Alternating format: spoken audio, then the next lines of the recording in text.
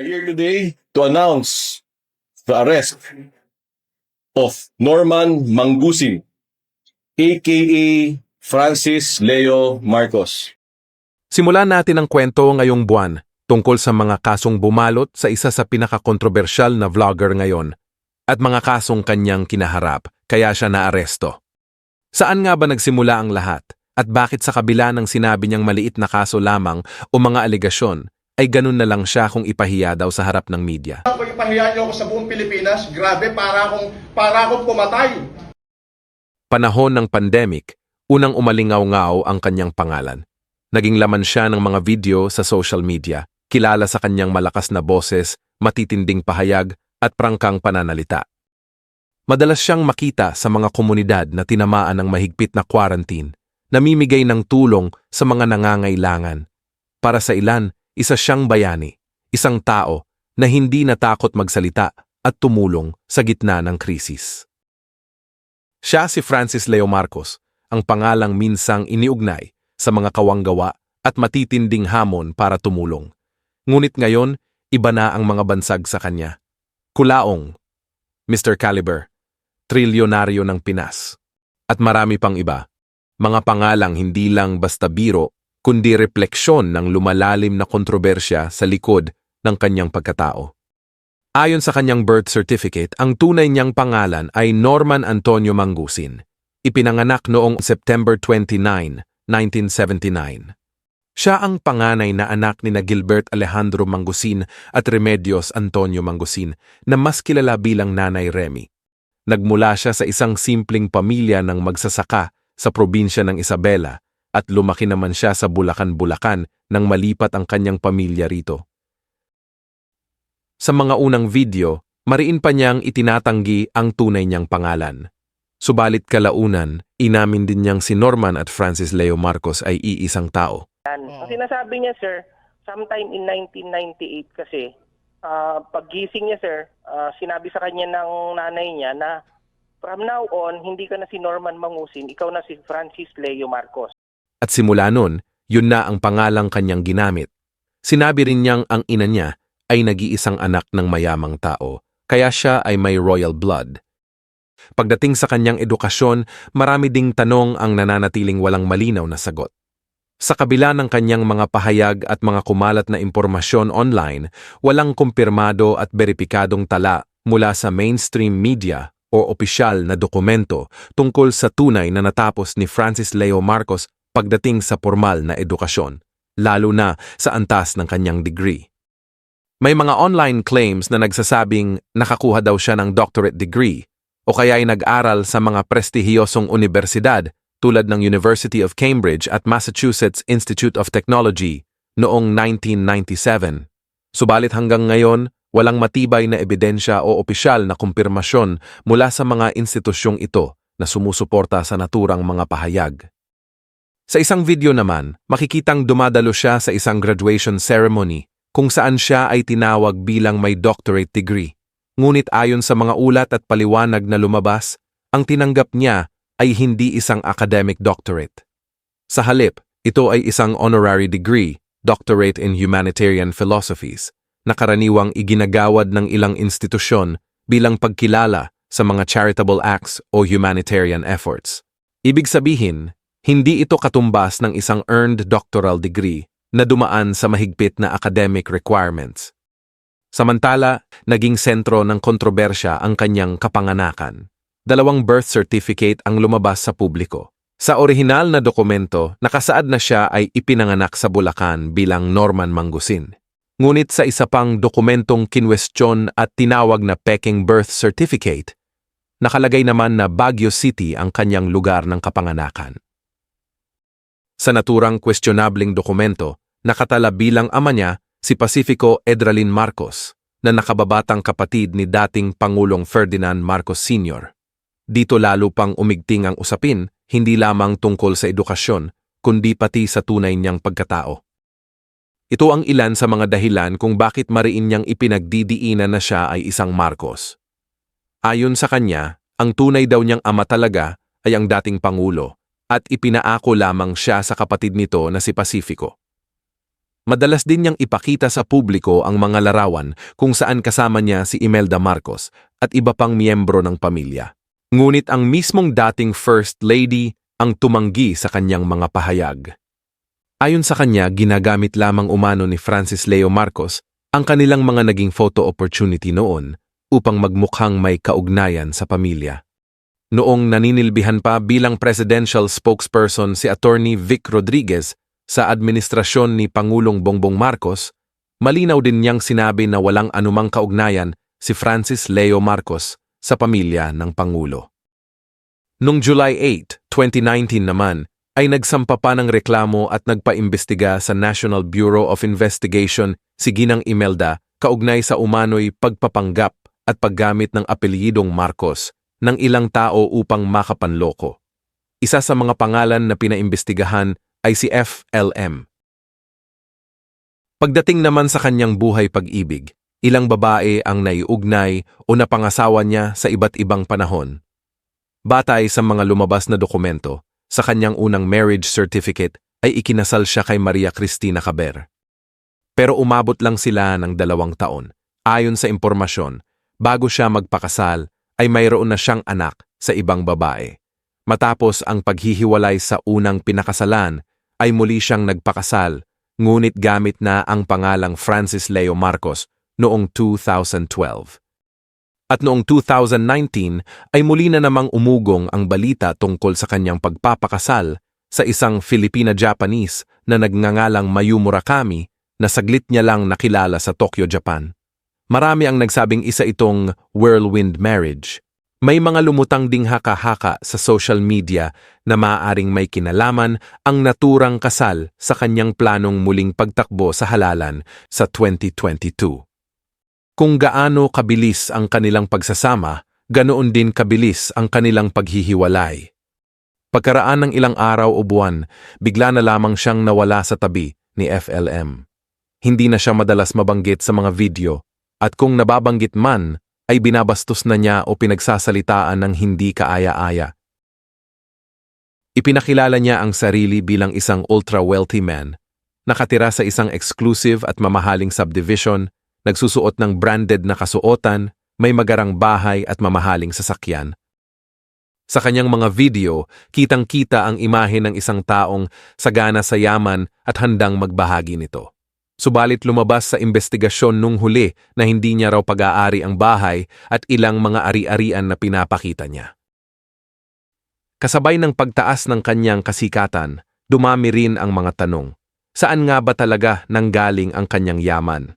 Walang lumabas na opisyal at beripikadong record na magpapatunay ng lawak ng kanyang sinasabing kayamanan, lalo na pagdating sa mga rehistradong negosyo at tax records. Sa kanyang Facebook page noon, nakasaad na siya raw ang CEO ng Marcos Group of Companies. Subalit ayon sa mga record na nausisa ng ilan, walang kumpanyang rehistrado sa pangalang iyon. May isa pang kwento na kumalat na ang kanyang yaman ay mula daw sa pagkakatuklas ng maraming gold bars. Lalo itong umugong nang lumabas ang isang lumang larawan kung saan may hawak siyang tila isang gold bar. Marami ang nagkomento na peke raw ito at kuha umano sa isang entrapment operation. Ngunit sa isang video na inilabas mismo ni FLM, iginiit niyang totoo ang naturang ginto at ibinigay pa raw niya iyon sa isang kaibigan. Ayon sa kanya, mahilig daw siyang bumili ng ginto sa arangke noon at pinatutunaw ang mga ito hanggang makabuo ng gold bar. Pero posible rin na parte na lang ito ng kanyang yabang. Sa kabila ng kanyang paliwanag, hindi nawala ang mga aligasyon. May mga nagsabing maaaring nagmula ang kanyang yaman sa panloloko o scam. Isa sa mga pangalang nadawit sa kanyang mga koneksyon ay si Bernard Chong, anak ng may-ari ng World Balance. Ayon sa ilang ulat at testimonya, kinaibigan daw niya ito at napaniwalang siya ay isang tunay na Marcos. Para sa ilan, ang pagiging malapit niya sa isang kilalang negosyante ay lalo pang nagpatibay sa kanyang imahe bilang isang lehitimong mayaman. Noong pumutok ang COVID-19 pandemic mula 2019, dun tuluyang nag-viral ang mga video ni Francis Leo Marcos tungkol sa tinawag niyang Mayaman Challenge, kung saan hinahamon niya ang mayayaman o may kaya na lumabas at tumulong na rin sa mga labis na naapektuhan ng enhanced community quarantine. Sunod-sunod ang kanyang mga video na nagpapakita ng pamimigay ng pera, pagkain at iba't ibang tulong sa mga apektado ng pandemya. Dahil dito, mabilis siyang sumikat, isang overnight sensation sa social media. Para sa marami, isa siyang pandemic hero. May tumawag pa sa kanya na bagong Samaritan. May ilan ding nagkumpara sa kanya sa isang modern Robin Hood. Pero hindi lahat ay natuwa sa kanya.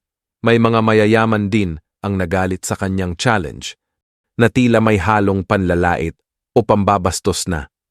Ngunit sa likod ng imahe ng pagtulong at kayamanan, unti-unting nabuo ang mas malalim na tanong, totoo nga ba ang lahat o may ibang kwento sa likod ng kamera?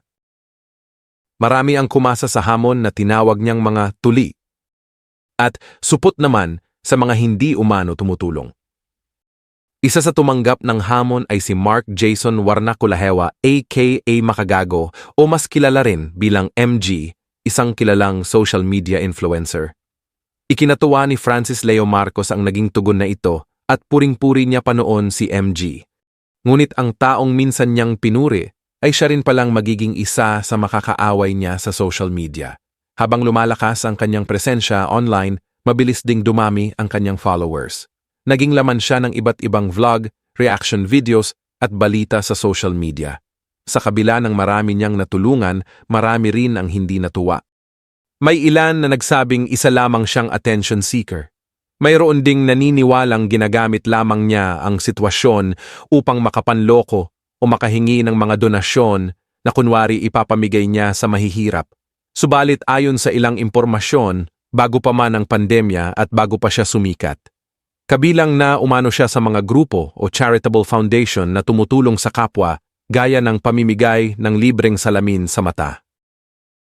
Nagkaroon siya ng mga kakilala at koneksyon sa iba't ibang antas ng lipunan, mula sa mga negosyante hanggang sa ilang politiko at maging sa matataasang ranggo sa kapulisan at militar. Maliban sa kanyang pagtulong, nakilala rin siya sa kakaibang estilo ng pananalita at kilos. Ngunit kasabay nito, marami rin ang naiinis, nagagalit o nayayabangan sa kanya.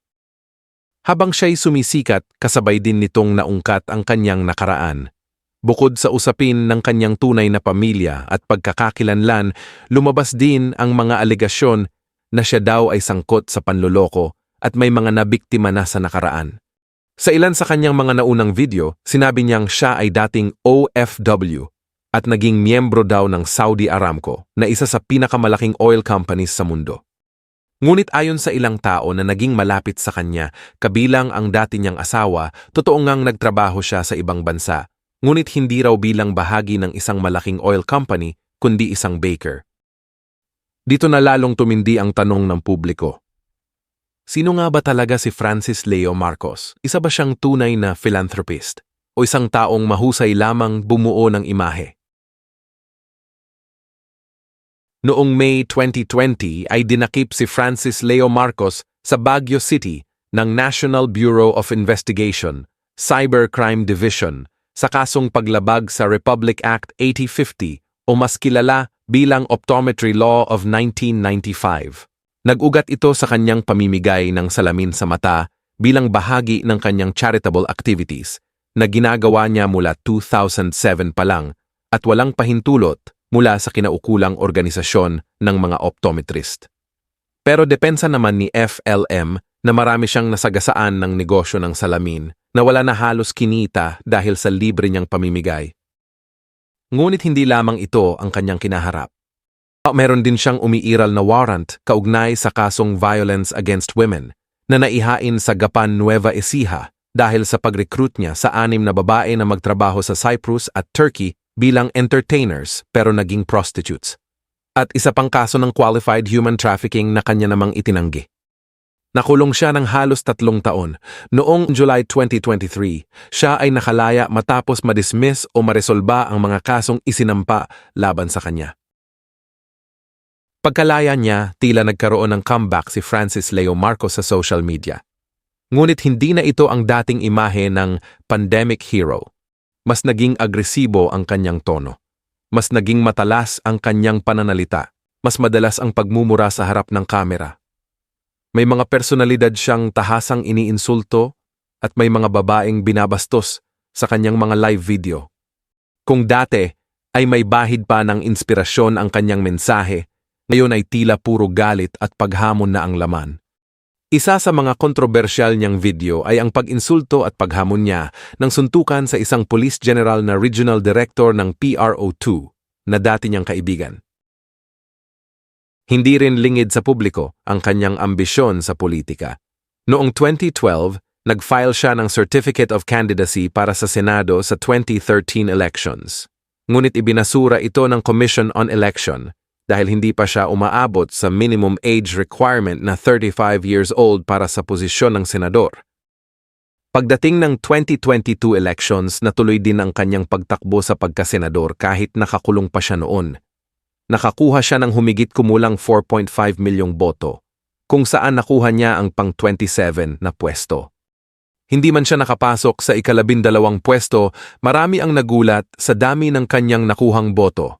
Para sa iba, ito ay patunay na sa kabila ng lahat ng kontrobersya, may malaking bilang pa rin ng Pilipino ang naniwala sa kanya. Noong October 5, 2024, ay muling nag-file ng Certificate of Candidacy si Francis Leo Marcos upang tumakbong senador sa May 2025 midterm elections. Ngunit hindi ito naging madali. May mga naghain ng reklamo laban sa kanya at iginiit muli na isa siyang nuisance candidate. Hindi nagtagal.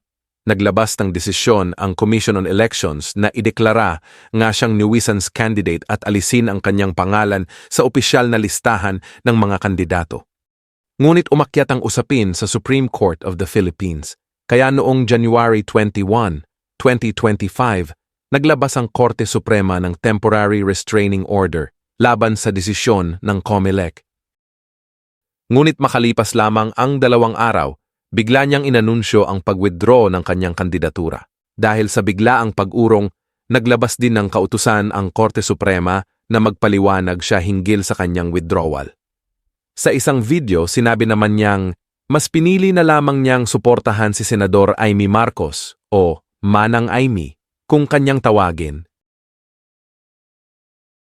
Nitong December 2025 naman ay muling nasangkot sa kontrobersya si FLM. Sinuspinde ng Land Transportation Office ang kanyang driver's license ng 90 days dahil sa iba't ibang paglabag sa trapiko. Kabilang ang paggamit umano ng pekeng plaka, hindi pagsuot ng seatbelt, paggamit ng cellphone habang nagmamaneho na nakuhanan pa sa kanyang live video, at iba pang paglabag. Ipinatawag siya ng ahensya upang magpaliwanag at iharap ang kanyang panig. Ngunit hindi siya dumalo sa itinakdang pagdinig at hindi rin nag-submit ng paliwanag. Dahil dito, naglabas ng mas mabigat na aksyon ang LTO, ang pagre-revoke ng kanyang driver's license. Ibig sabihin, hindi lamang pansamantalang suspensyon, kundi tuluyang pagbawi ng kanyang pribilehiyong magmaneho. Ngunit sa kabila ng hakbang na ito, nanatiling matapang at palaban ang kanyang mga pahayag sa social media. Maging ang isang opisyal ng LTO, si Undersecretary Lacanilao, ay binanatan niya rin at ininsulto pa sa kanyang mga live video. Mula sa viral philanthropist, naging political aspirant. Mula sa kandidatura, nauwi sa diskwalifikasyon at pag-withdraw. Mula sa online fame hanggang sa sunod-sunod na legal at administratibong issue. At ang tanong na patuloy na bumabalik. Hanggang saan aabot ang kanyang impluwensya? At kailan tuluyang matatapos ang kontrobersyang bumabalot sa kanyang pangalan? Nasundan pa ito ng marami pang kontrobersya dahil maging ang boxing legend na si Manny Pacquiao, pati ang kanyang ina na si Mommy D ay hindi niya rin pinaligtas. Sa isa sa kanyang mga video, sinabi ni Norman Mangusin na may malaking utang daw sa kanya si Pacquiao noon at hindi pa ito nababayaran. Agad naman itong itinanggi ng kampo ni Pacquiao. Ngunit higit na ikinagalit ng dating senador at pambansang kamao ang pagbanggit at pag-insulto ni Norman kay Mommy D matapos niya itong tawaging baluga sa isang video. Ngunit sa lahat ng kanyang nakaalitan, ang pinakamatindi ay ang kapwa niya vlogger na si MG. Ang dating pinuri niya na tumugon sa kanyang mayaman challenge, ngayon ay maaanghang na palitan na ng salita. Halos bawat video na inilalabas ng dalawa ay may patutsada at direktang banat sa isa't isa. Mula sa personal na tirada, umabot ito sa below the belt na akusasyon na damay pa ang kani-kanilang pamilya, asawa at maging mga anak. Nagkaroon ng hamunan ng suntukan. May mga binitawang pagbabanta at tuluyang nauwi sa pagsasampa ng kaso laban sa isa't isa. Sa gitna ng kanilang banggaan, naglabas din ng isang expose video si MG tungkol sa umano'y reklamo ng ilang OFWs laban kay Mangusin. Ayon sa mga inilabas na pahayag sa vlog, may mga OFW na nagsabing nagbigay sila ng pinansyal na tulong sa mga foundation na inuugnay sa kanya, sa paniniwalang makakarating ito sa mga nangangailangan. Ngunit may alegasyon na hindi daw ito na iparating ng maayos at ginamit sa ibang paraan. Mahalagang tandaan na ang mga ito ay mga paratang na inilabas sa social media at naging bahagi ng kanilang online na bangayan. Ang ilan sa mga usaping ito ay nauwi na rin sa legal na proseso. Mula sa pagiging inspirasyon ng marami noong pandemya, ngayon ay tila mas kilala na siya sa sunod-sunod na alitan, hamon at kontrobersya. Ang dating imahe ng isang taong namimigay ng tulong sa gitna ng krisis, napalitan ng imahe ng isang taong palaging nasa gitna ng gulo. At habang patuloy ang kanyang pagiging aktibo sa social media, ang tanong ng marami, ito ba ay laban para sa katotohanan o isang walang katapusang digmaan ng ego sa harap ng kamera? Habang nagpapatuloy ang mga alegasyon laban sa kanya, muling nasangkot sa panibagong issue si FLM o Norman matapos kumalat ang isang larawan na siya ay nakasuot ng uniforme ng pulis.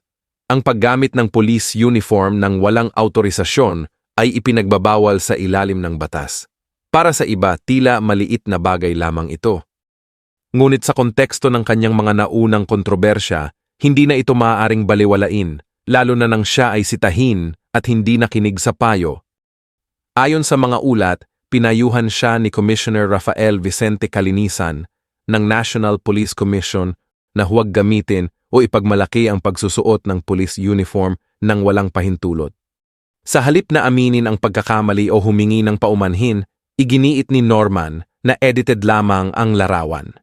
Hindi lamang yon, gumawa pa siya ng content na para sa ilan ay panglilibak sa imahe ng kapulisan na agad namang nag-viral.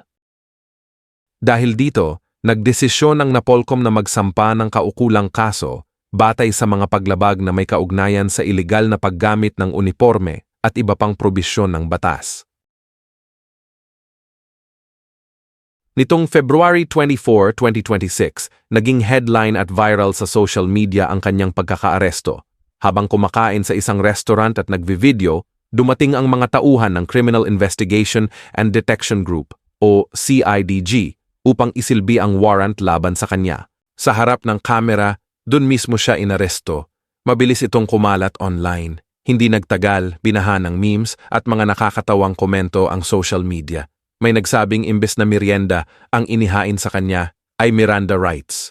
Imbes na bill out ay bail out. May iba pang nagsabing yun na raw ang kanyang huling salad. Ngunit sa likod ng mga biro at memes, seryoso ang nilalaman ng warrant. Ayon sa binasa sa kanya, nahaharap siya sa 12 counts ng unjust vexation sa ilalim ng Article 287 ng Revised Penal Code na inamyendahan at kaugnay ng Section 6 ng Cybercrime Prevention Act of 2012. Ang unjust vexation ay tumutukoy sa mga kilos o pananalita na nagdudulot ng pang-iinis, perwisyo o panggugulo sa isang tao at kapag ginawa sa pamamagitan ng online platforms, maaari itong pumasok sa saklaw ng cybercrime law. Kung mahahatulan, sa bawat count ay maaring makulong ng hanggang 30 araw o mas mataas pa. Pero dahil mababang kaso lang, bailable naman ito. Ang nasabing warrant ay inilabas ng Regional Trial Court Branch 294 ng Parañaque City, kaugnay sa kasong isinampa ng kapwa niya vlogger na si MG. Matapos insultuhin, pagsalitaan ng masasakit at idamay ni FLM ang mga anak at asawa ni MG. Ngunit higit pa sa mismong kaso ng unjust vexation, ay naging sentro din ng usapan ang ginawang press briefing matapos siyang maaresto. Si Commissioner Calinisan, kasama ang mga tauhan ng Criminal Investigation and Detection Group, ang mismong nagharap kay Francis Leo Marcos sa media. Nakasuot siya ng orange t-shirt at nakaposas. Isang imaheng mabilis kumalat sa social media. Umani ito ng samut-saring reaksyon. May mga natuwa. Para sa kanila, ito na ang wakas ng kayabangan, pagmumura at panlalait sa social media. Ngunit may mga hindi rin pumabor. Para sa ilan, tila sobra ang pagbalandra sa kanya sa harap ng media, lalo na't unjust vexation lamang ang kaso. Isang krimeng hindi maituturing na pinakamabigat sa ilalim ng batas. May mga nagtanong, bakit may malaking press conference para sa ganitong kaso, samantalang may mas malalaking issue sa bansa? Kabilang ang usapin ng korupsyon at iba pang mainit na kontrobersya. Hindi rin nakaligtas sa kritisismo ang mga otoridad dahil na timing ito sa paglabas ng ilang ekspose ng mga umano'y ex-Marines. Maging si Norman o FLM mismo ay naglabas ng kanyang sama ng loob at sinabing bakit kailangan siyang ipahiya sa buong bansa sa ganong kaso lang. Tila nakahanap naman siya ng kakampi kay Senator Raffy Tulfo na kumwestiyon sa paraan ng pagpapakita sa kanya sa harap ng media, lalo na kung ikukumpara sa bigat ng kaso. At sinabi pa ng senador na mukhang nagamit ng complainant ang mga pulis at nangyari pa na nakapagmura o nakabitaw pa ng di magandang salita si MG sa harap ng media habang nagaganap ang briefing. Muli ay nahati ang opinyon ng publiko. May mga nagalit sa senador at sinabing tila kumakampi ito at hindi alam ang buong kwento. Mayroon namang nagsabing may punto ang tanong kung kinakailangan nga ba ang ganitong uri ng presentasyon. Sa naging on-air na pag-uusap ni na Senator Tulfo at Commissioner Calinisan, malinaw at maayos naman nilang naipaliwanag ang kani-kanilang panig kung bakit isinagawa ang press briefing at kung bakit para sa kanila ay may layunin itong magsilbing babala at aral sa publiko. Ayon kay Commissioner, hindi ito tungkol lamang sa unjust vexation, kundi para na rin sa mga ininsulto at mga biktima ng panloloko o pang-i-scam ni FLM o Norman sa mga OFW.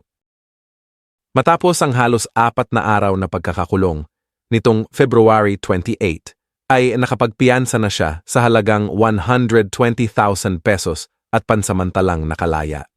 Sa kanyang paglaya at muling paglabas sa social media, tila ibang Norman Mangusin ang nakita ng publiko.